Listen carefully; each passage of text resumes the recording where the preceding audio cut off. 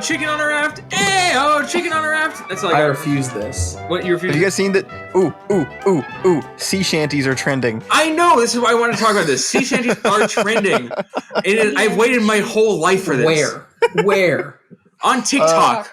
It's growing. That's where it matters because that's where it's all gonna stem from. It's in the grassroots. We got the not TikTok. just sea shanties, but EDM sea shanties. EDM sea shanties. I am so excited. Listen, we are going to EDM sea shanty raves when this all blows over. Okay? Yes. Do you know why there are sea shanties?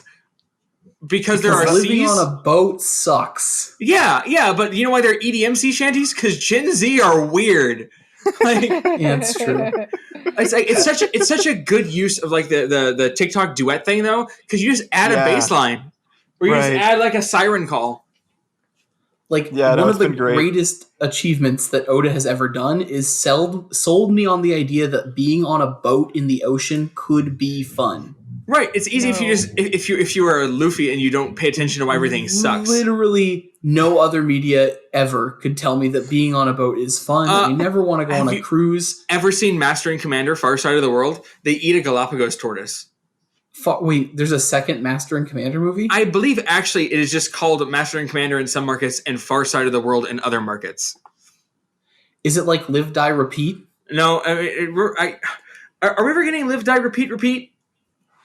Probably I don't not. think so. Oh, that's too bad. Anyway, sea shanties. I started loving sea shanties after like in the most American way possible. That's Assassin's Creed Black Flag. I thought that might be it. Yeah. And then in Assassin's Creed Odyssey, they had Greek sea shanties, but nobody paid attention to them. So, whatever.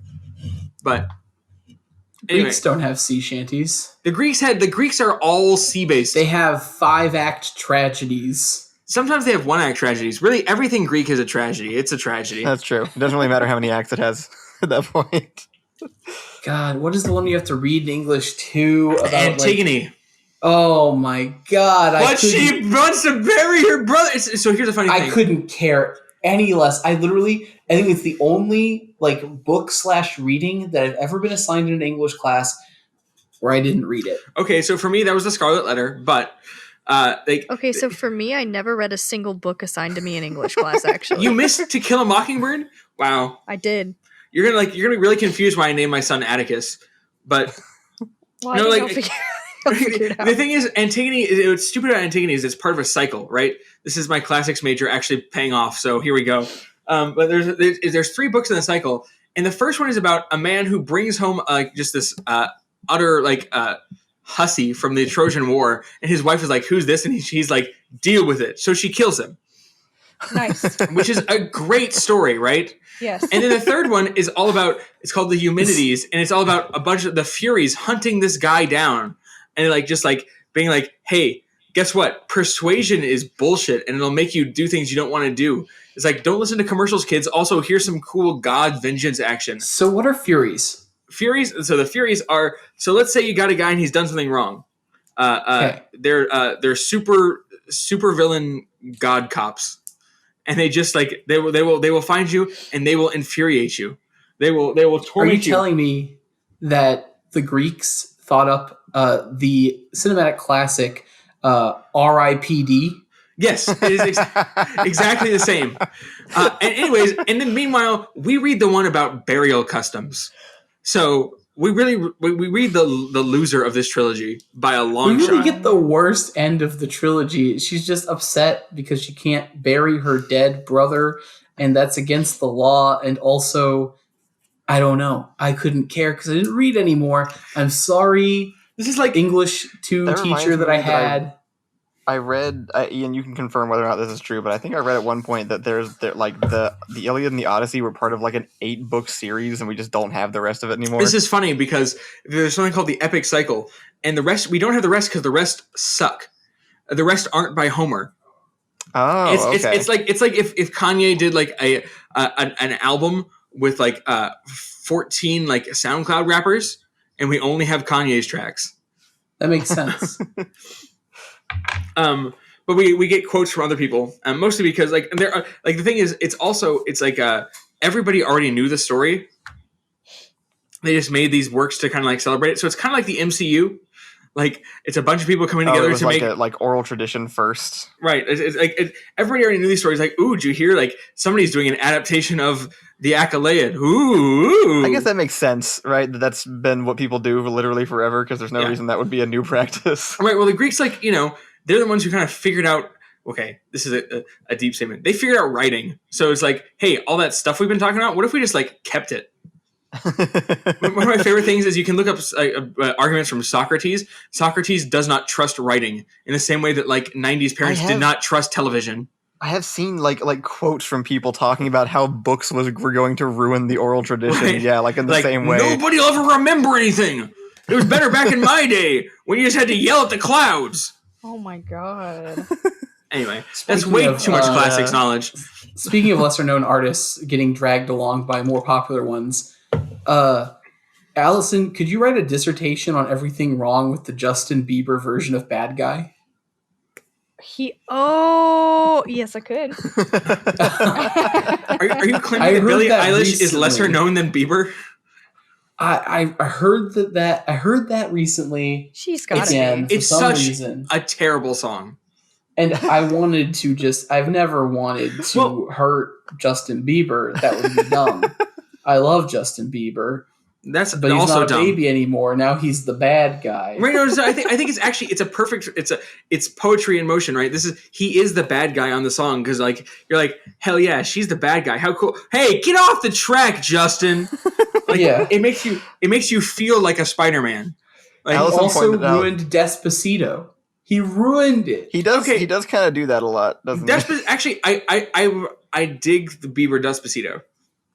Same. I like Despacito. He can't sing it in concert because he doesn't actually. There's one without Justin Bieber in it. There is, but it's not very good. It's kind of like how there's no, I was listening. Okay. There's an Old Town Road without Billy Ray Cyrus, but why? Yeah. Okay. Also, very good because one. It destroyed a lot of records because it was only under 2 minutes long, like Apple intended. Right. And so people would always listen to it twice because it wasn't long enough. So every Spotify play got 2 Spotify plays. And I know because I'm guilty of doing this, putting it on at a party in Lubbock and then just like, oh, is that it? Play it again! Did Old Town Road come out when you were in Lubbock? Yeah. That makes me feel old. It's been a while, yeah. It was like 2017. I'm going to be 30 in March, and I feel like you should kill me before that happens. Is it time already? Are we all turning? I know. Like, I know, Allison, you won't be 30 for another decade or something because you were born last year, but... I'm turning 27 in February. That's not okay either. 27 is the last good year. Enjoy it. I honestly... Oh my God, no. I don't share these First feelings. off, 2020 is really a mulligan year, so really nobody got older this year. Okay, all right. Can we all just do the white lady thing of just like pretending we're 1 year younger than we actually are? So yeah, I'm turning 28 again in 2 weeks. So, my birthday was March 12th, which is the day before it was declared a pandemic. But right. I still claim first pandemic birthday. Like, because I was thinking about this recently because I'm like, I'm not going to lie, me being selfish me, when I went to the oddly weird, well, we have to leave Hop Dotties before 6 because they're closing. Right. Birthday, I was like, wow, luckily my birthday's in January, and surely this won't last long enough so we fixed my next birthday. No, it's like, because technically I could still go to a restaurant, which was weird. But everybody there was super uneasy. And as we were walking out, I was like, oh, we should not be here. This is like we didn't even get to go. We weren't in town. I don't remember. What was the last time we actually all hung out in the same room? I know about all of us. So the last time you and I and Allison were in the same room was for Pizza Time stream, March 8th, I believe. Was that it? The Spider-Man thing? Yeah, because I accidentally left my TV in your house, which was weird. Oh, right. That's right. No, but I will say that I would like if there's another apocalypse, I hope to spend the last day before it playing Spider-Man with you again. It is my preferred way to walk into an apocalypse. Agreed. Shiny and chrome. I was gonna say I'm actually I'm kind of okay with getting closer to turning 30 because it feels like a reset. It's like it feels like the closer I get, it feels worse and worse the closer it gets. But I think the second I turn 30, I will immediately feel better than I have in years because I'll be at the start of the decade again. Well, see, but it's also different though because you, Kyle, I know for a fact, are immortal somehow, even if you aren't yet. Like by the time that you are 40, you will have your consciousness in several jars. I did, in fact, get mistaken for a high schooler again within the last week or so. You got what? True. I got mistaken for a high schooler again not too long ago. Nice. We went to a Subway. I went in by myself and was ordering a sandwich, and the weird Subway high schooler that worked at the Subway said, just, I don't know, complimented my sandwich choice, and I said, thanks, I'm actually getting it for my wife. And he just kind of stopped, and he was like, wait, how old are you? That's funny. It's funny. So I get a lot of people who I think maybe recognize me, but don't want to say they recognize me. Oh, really? They're like, hey, I've seen you before. Like, we do live in the same town. But, like, if you ever see me, you can just yell, I hate you, Scott, and I'm fine. That's all you ever like. Or alternatively, you can say, what up, Big Juice? And I'll go, that's actually Ethan, and it's fine. Plus, if you yell, I hate you, Scott, and you're wrong, everybody will just think you're talking to somebody else. It'll be okay. Yeah, it's a complete... Unless you happen to be around a Scott, then it's like, hey, man, I am doing the best I can. It's a hard time for everyone. I thought Scots were like outlawed in the 90s, right? Like nobody's named their child Scott since then. I did see that nobody has, apparently in Canada, nobody has named their child Karen since November. Good. That makes sense. That one's definitely going to be put on hold for a little while. Who the fuck was ever like, I should have a 3-year-old named Karen? There are definitely some weird... Oh, so I have a theory, actually. Okay. Which is that... so I noticed at one point that I've never met an adult named Connor. They were all around when I was a kid, but they disappeared. And also, when I was a kid, I never met a Craig, but there's lots of adult Craigs. So my theory is that Connors just Pokemon-style evolve into Craigs at some point during their life. I will agree to this, but they're all British. Sure. I am keeping a tab on one Connor right now to really? see what happens. So he's the only one I know. We had it was funny. He's our age. So it's like, there's a few more years before, like 20-year-old Connor, okay. 40-year-old Connor? Right, that just doesn't exist. Right, so I'm keeping tabs. I'll have to keep tabs on him for the next 15 years, but he's in my sights. I believe that Connors go everywhere on a scooter. Well, they did before, No, still. They continue to. They're scooter story. One of the greatest friends I've ever had and one of the best roommates I've ever had, Mateus. As he's been known. No, that can't be it. Originally was known as Scooter Kid. Scooter Kid. So because he had an electric scooter in the freshman dorms and literally just rode it through the dorms. Like not like just like I'm gonna ride my scooter through the dorms. He rode it across campus too, but just didn't wait to get outside. He just rode it through the halls. This reminds me of one of the best and most underrated cartoons of all time, Fillmore. Anybody remember Fillmore? Fillmore. Oh, no. wait, it's about a cop. What does it look like? It's about Kid Cop. Yeah. It's like on the same time as like Kids Next Door, but it's like this badass little black kid who rides a scooter all around campus is like, I'm a cop.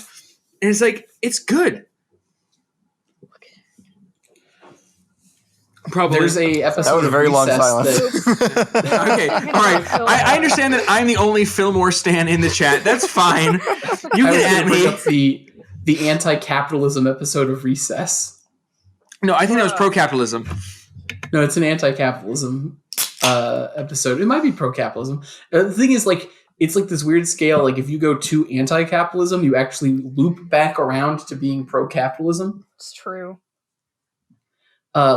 Ultimately, it starts with encouraging people to steal from a Walmart, but eventually you just encourage them to open their own Walmart. Right.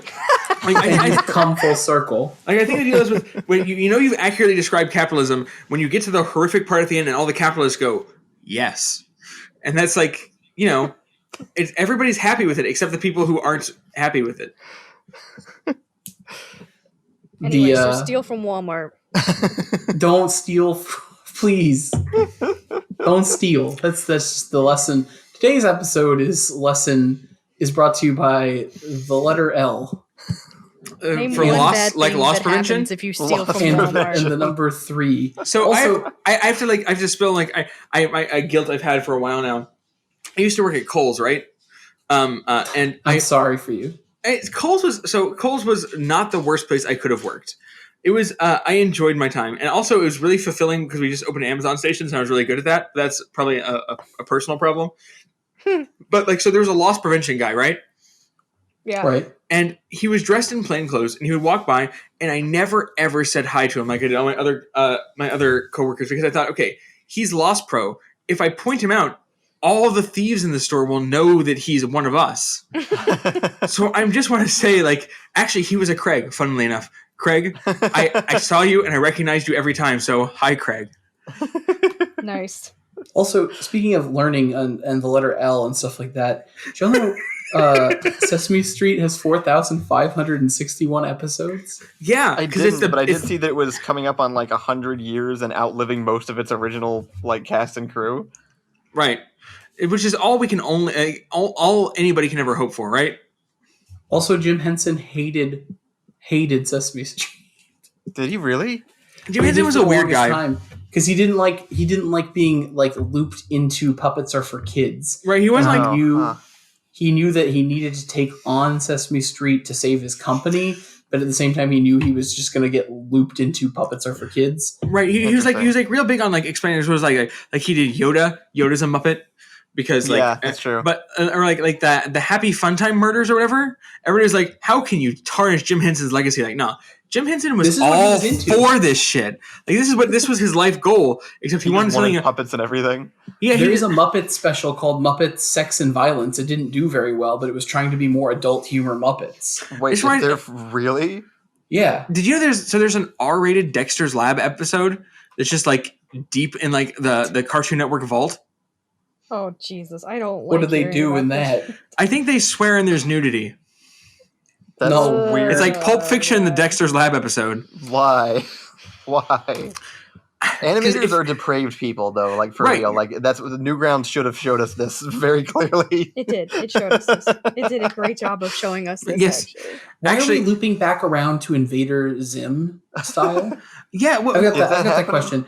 Because like recently, like John's been into like the whole Has-Been Hotel adult animation stuff, and like that's a very Invader Zim style. And then like the newest like Cartoon Network pilot that got put out was like Long Gone Gulch, and it's just Invader Zim in the Wild West, and it's like that gross looking animation and stuff like that. And I'm just like, well, I'm sorry for everything bad I said about Cal Arts Toucan Sam. Right? No. It's okay to feel bad about that. I take back everything bad I said about the pastel colors in Steven Universe. I didn't want this. I thought this was over. Invader Zim kid. So you'll watch Steven Universe with me. That's what I'm hearing. Kid.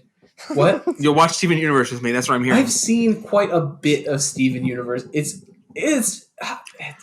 really not me, but yeah, I thought Steven Universe was still kind of the style, but now that you're mentioning some of like the new stuff that's coming out, it does seem to be like looping back around to that weird, like vaguely viscerally disturbing sort of like I mean, too sharp and the colors are all wrong. Like, like every generation has to have their Bill and Mandy, right? Every generation has to have their "I'm messed up, you wouldn't like me" like cartoon, right? Everybody has needed Cow and Stimpy. I mean, like Cow and Stimpy. Ren and Stimpy and Cow and Chicken. Cow and Chicken was art that I can't appreciate. I was too close. It wasn't art.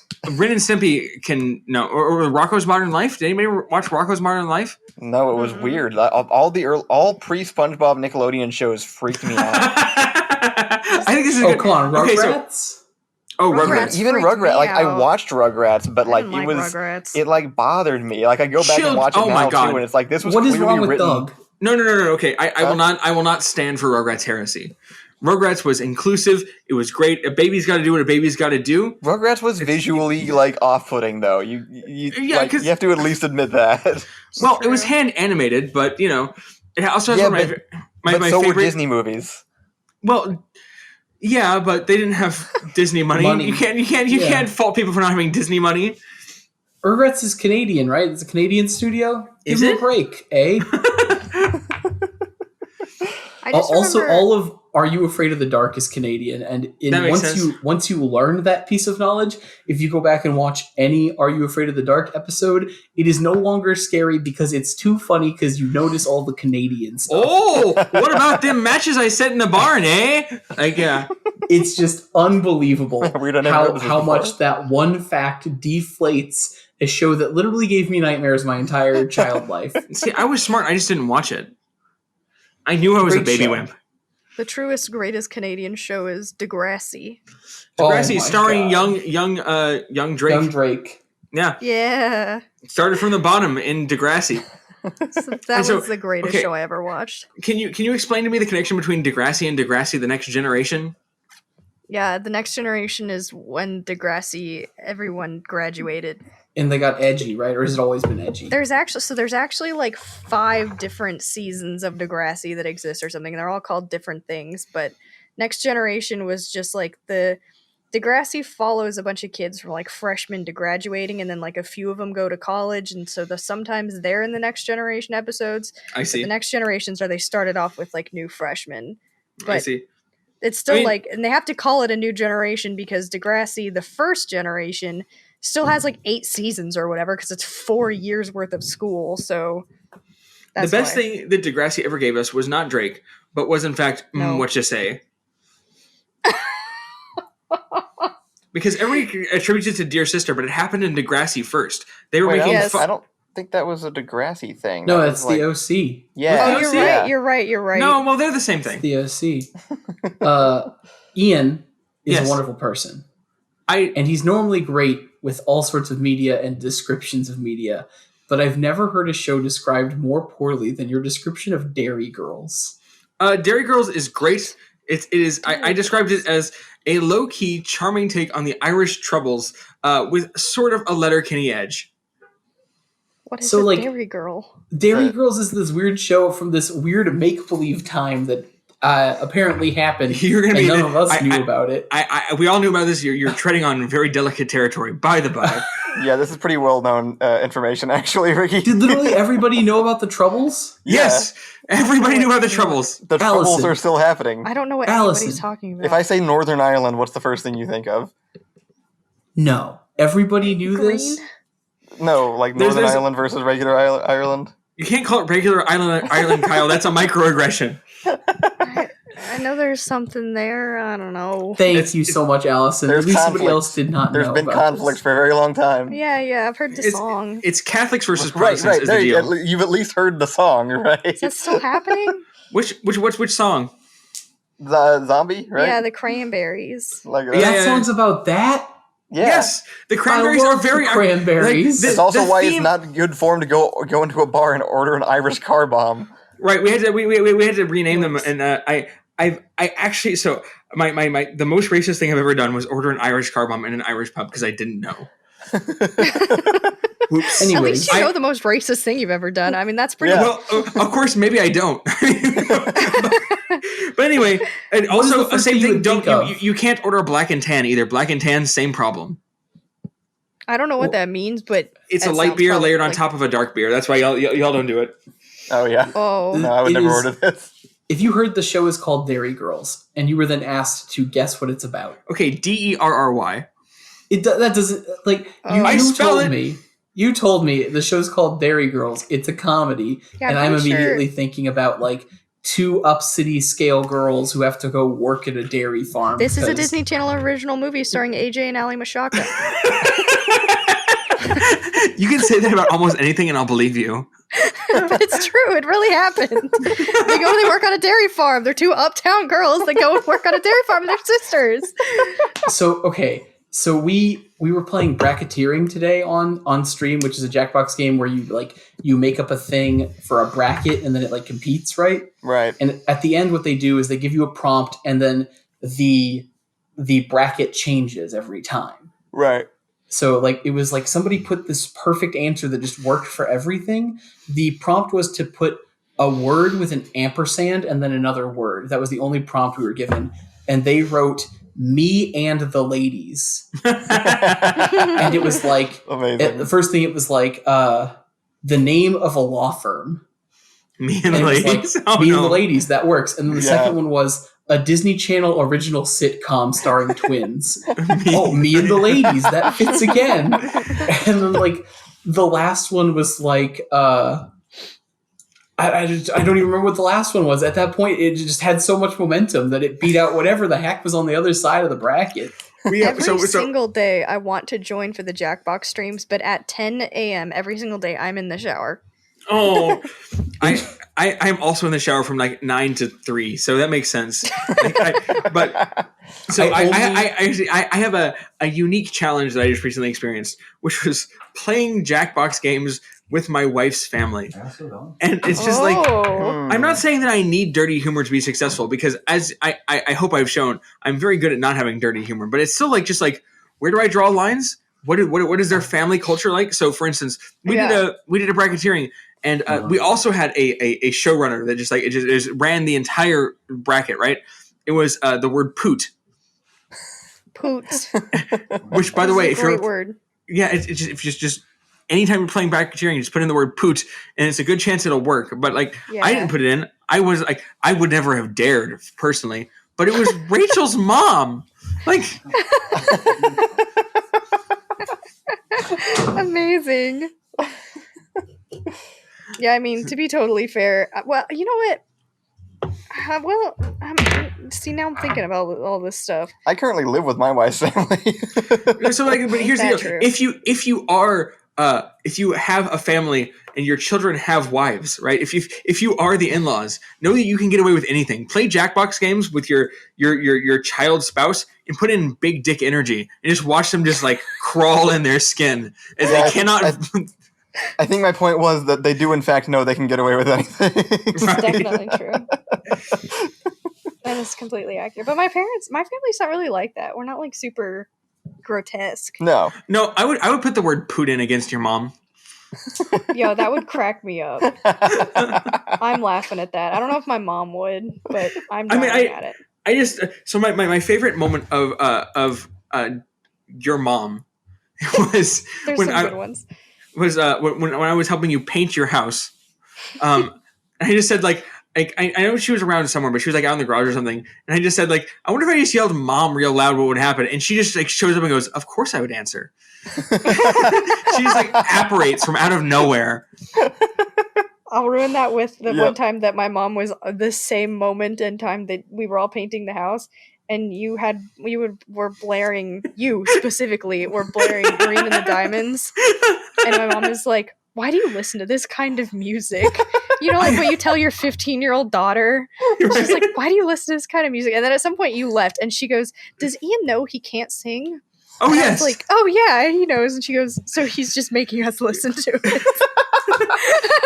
I felt like it's better to be bold than to be shy. She loved it. Do not get me wrong. She absolutely adored every second. I'm sure my response was, yes, and he informed us of both of those things, like, when we met him. Yeah, yes. She cracked up, but I also, I definitely forgot that Marina was as dark as she was. Yeah. Marina is all about how unhappy she is and how it's never her fault that she's unhappy. And exactly. It's like, didn't your mom say something like this girl has problems? Yeah, she did. She said exactly that. Because I started with Dimmy, and Dimmy is much more like I would sing Dimmy around Rachel's mom, although she might feel like she wouldn't approve 100%.